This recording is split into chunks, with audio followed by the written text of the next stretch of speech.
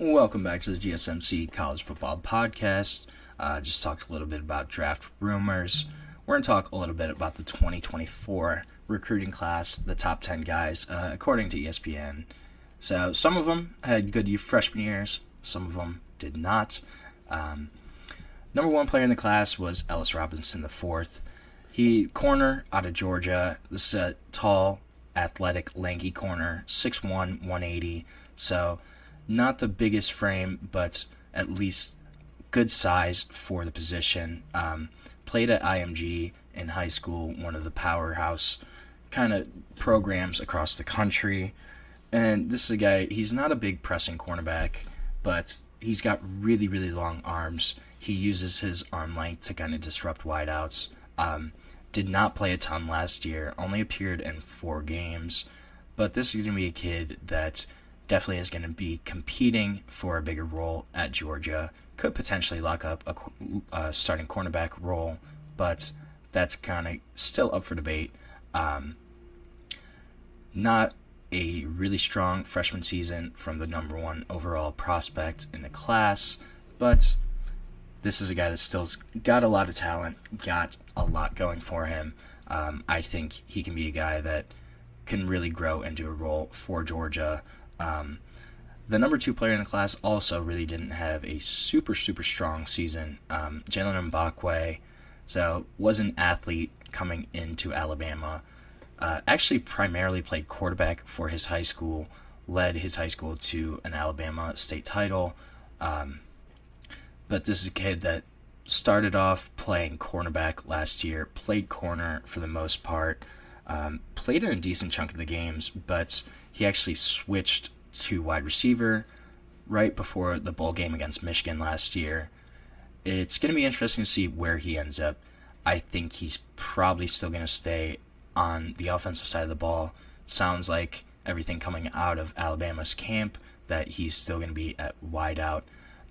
This is a kid that's got outstanding speed.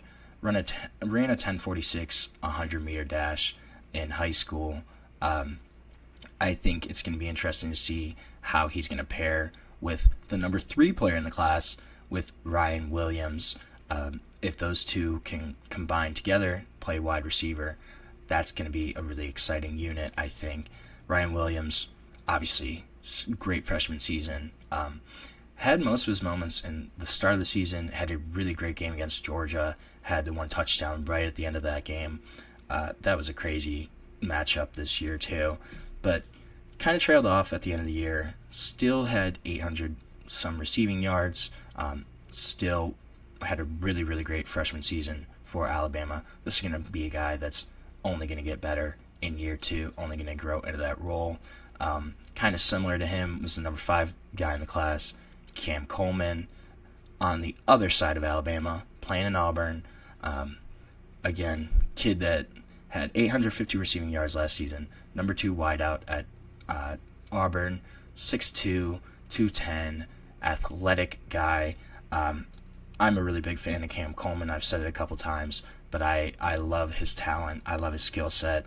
I think the one thing with him this year is how he's going to pair with Eric Singleton Jr., transfer from Georgia Tech, coming into Auburn, has had about 1,500 receiving yards in the past 2 seasons for Georgia Tech.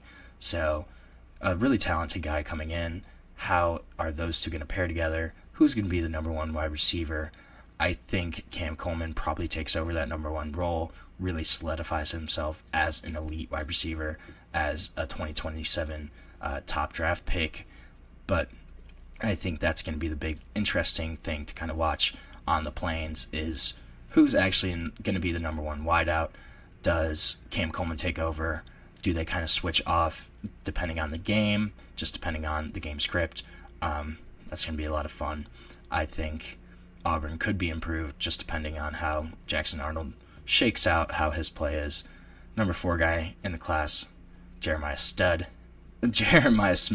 Sorry, I wrote stud in my notes. That's why, because that's what this kid is. 1,300 yards last year. Absolutely incredible true freshman season. Pretty much took over as Ohio State's number 1 wide receiver.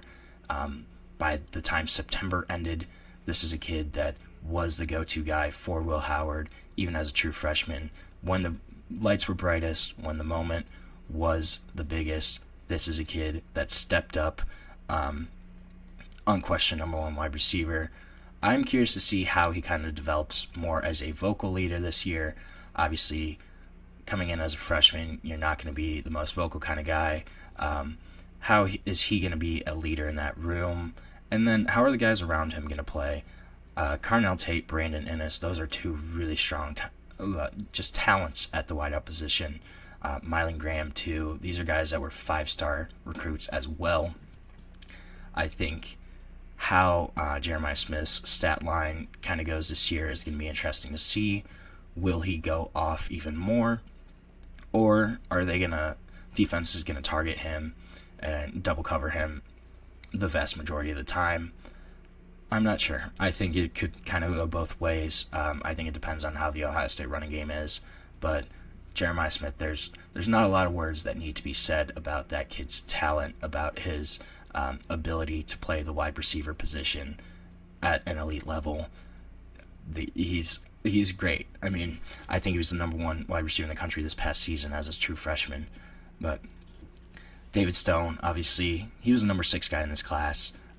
Talked a little bit about him earlier. This is a kid that's 6'4", 280, but he almost plays like he's like 225, 230, extremely active, uses his hands really well, has really heavy hands. He's able to use them to get linemen, blockers off base, just uses them in a variety of ways to kind of beat blockers, get around them. He's going to have to prove, though, this season that he can be more of an anchor in the middle of that defense. This was an Oklahoma defense that did not perform great last season, kind of got ran over, out-physicaled in the SEC, just at the point of attack in the trenches. This was a program that kind of got bullied and pushed around. So one of the big things for David Stone is going to be adding to that frame so that he can kind of be the anchor in the middle of that Sooner defense. He played in all 13 games last year, had 6 total tackles, did have a sack, couple tackles for loss. So the potential, the flashes, those are all kind of there. It's more so, will David Stone put it all together this upcoming season? I think he's really a name to watch for a breakout contender. Just the talent level and the opportunity to kind of showcase that at Oklahoma, I think that's really conducive to David Stone developing even more into an elite player. Justin Williams, then, I think, too, he was the number 7 guy in the class.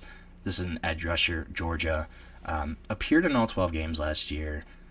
Didn't play a whole lot, but this is an athletic edge, 6'2", 220, 230. So not super big. Definitely has room to add to his frame. This is a guy, though, that's speed. Explosive, twitchy. The burst jumps off the page right away. This is a guy that blows people off of the line just in terms of speed and ability to get around the edge.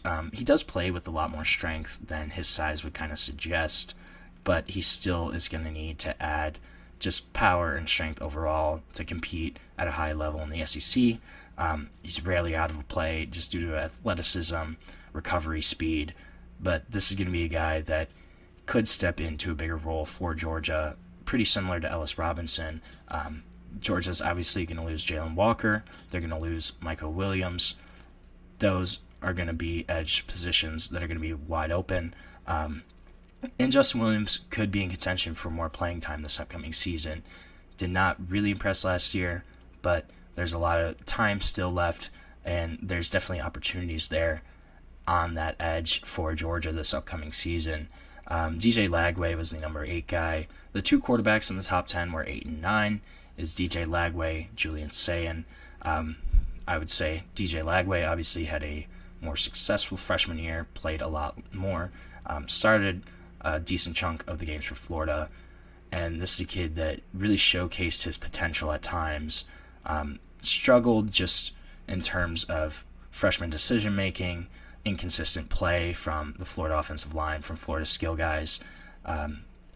This is going to be a team where if DJ Lagway plays well, Florida can have a really successful season.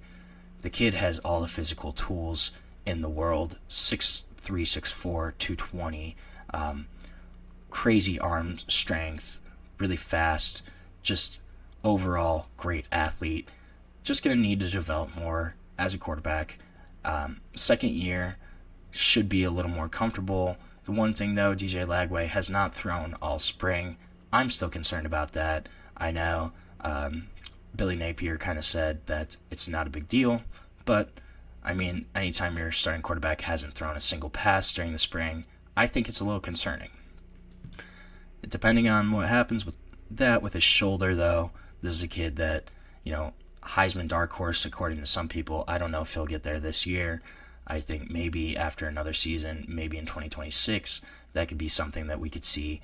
But really physical, just has all the tools, has all the intangibles, just will need to develop more in that actual quarterbacking spot. And then Julian Sayin, who was the number 9 guy, Alabama commit, transferred to Ohio State after Saban retired. I'm curious to see what he does this year. It sounds like he'll probably be the starter for Ohio State. Spent last season backing up Will Howard, kind of learning in that room. I'm curious. I think he'll start. It just kind of depends. I think he beats out Lincoln Keenholz at Ohio State. I think he's a starter there this upcoming season. I'm really curious to see what Julian Sayin can do.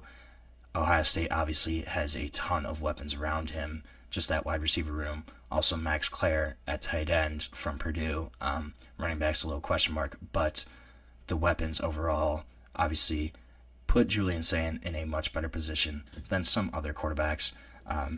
And I really want to see what he can do this upcoming season. I'm excited to kind of see his talents. This is a guy that's a smooth passer, was really highly regarded by Saban's coaching staff and also by the Ohio State coaching staff. And a kid who I think can be a really, really good starting quarterback. I want to see him be the Ohio State quarterback. I think that'd be fun to watch, and I think he'd do well there. But so that's going to be the end of our show for today. Thank you so much for tuning into the GSMC College Football Podcast. Please remember to like, subscribe, follow the show. And if you want, you can also follow us on Facebook, Instagram, Twitter, TikTok for more sports content, more sports updates that you love. Thank you so much, and have a great day.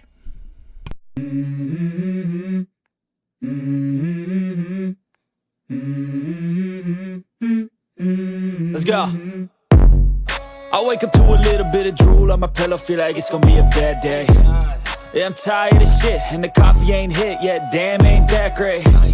I don't wanna go to